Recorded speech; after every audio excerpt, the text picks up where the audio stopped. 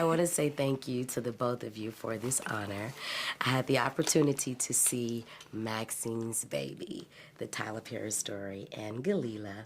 What was your experience like being a part of the Maxine's Son documentary, and how do you think it contributes to Tyler Perry's storytelling? Oh, wow. That's a great question.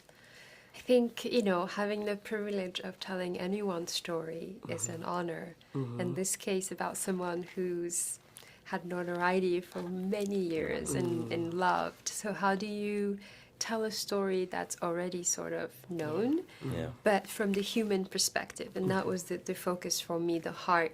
And like you said, it's Maxine's son. And, you know, his mother is the heart and soul of this story. And it's been heart-opening for me, and really learning about my own self, and also understanding who this man is at the core.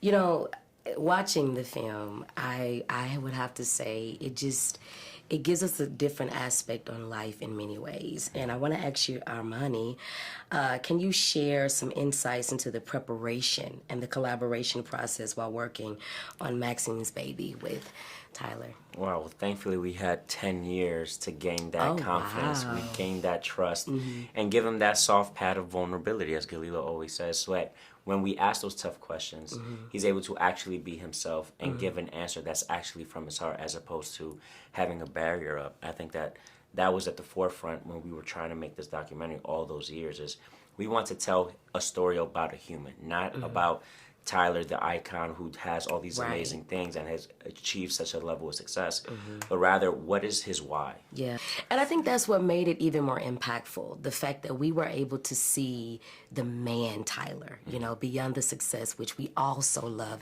and we're inspired by as well, but also his personal story. So I have to ask the both of you, while filming this, were there any challenges or even memorable moments that you encountered?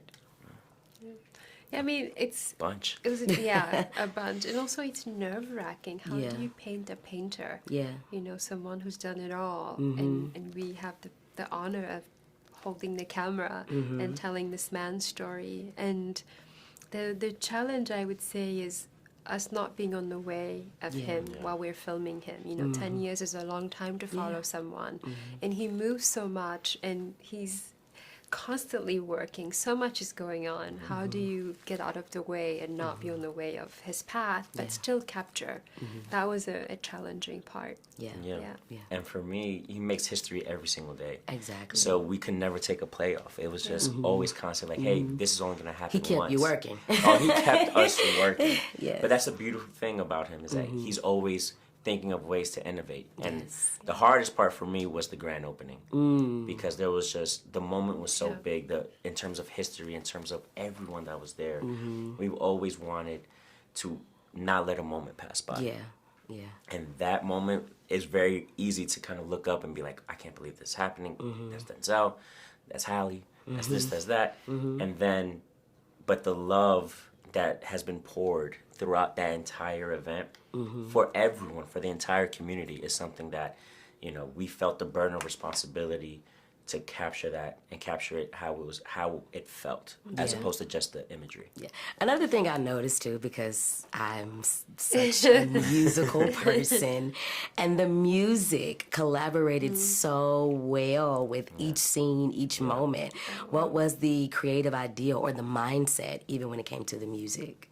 I think we have a very unique situation where you have the male and female gaze, and you also hear both of our creativity in the music.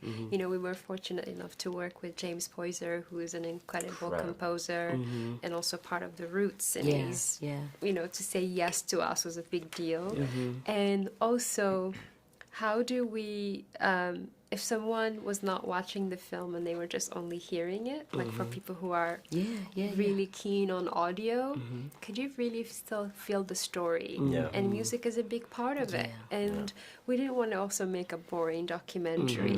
And also where he comes from has so much celebration, and church itself has so much celebration and praise, and we wanted to include that, and also give him rhythm, and he's also, you know, has a musical taste that's eclectic. Including all of that was important for us. I love it. I love it. And to end on how great is our God for me, it was just like, man, this just feels right. This feels like it's encompassing. It feels like the spirit that TP has always had. I feel like it summed up the story. Yeah. You know, just to see the greatness of God, you know, within his story and his life in general. And which brings me to my last question. Filming this movie, and we see what it can do for others, what it has done for others. What did it do for you? Wow. In all honesty, it made me reflect about our lives. You know, you look at a documentary and, you know, thankfully, the more you do filmmaking, the more you start realizing like, oh, I'm learning more about myself than I am about the subject, because especially Tyler's story, it makes you reflect. It makes you dream bigger. It makes you see what opportunities you can give to other people and who can you bring with you to the next level. And that's what I've learned. I've learned that to have an opportunity to make someone else's dream come true is what I think my purpose is the gift that God has given me with everything in this documentary. So. Wow. Yeah. I love it. Yeah, and I think, you know, besides it being a masterclass for us, you know, as creatives, it's also really learning about what healing looks like in process. I think we talk about faith and love and healing. Yeah. Words are so light, but in practice, it's hard to do it consistently. You know, this man sort of lives by faith. And what does that look like? Has been affirming for us. And, you know, art, creativity is sometimes a way that is therapeutic. And for some of us, you as yourself as a creative, often that's the way to let the poison out and becomes healing for you. And hopefully that work you create, the words you say become comforting and healing for others. And that's what it was like a big lesson and affirmation for us, for me.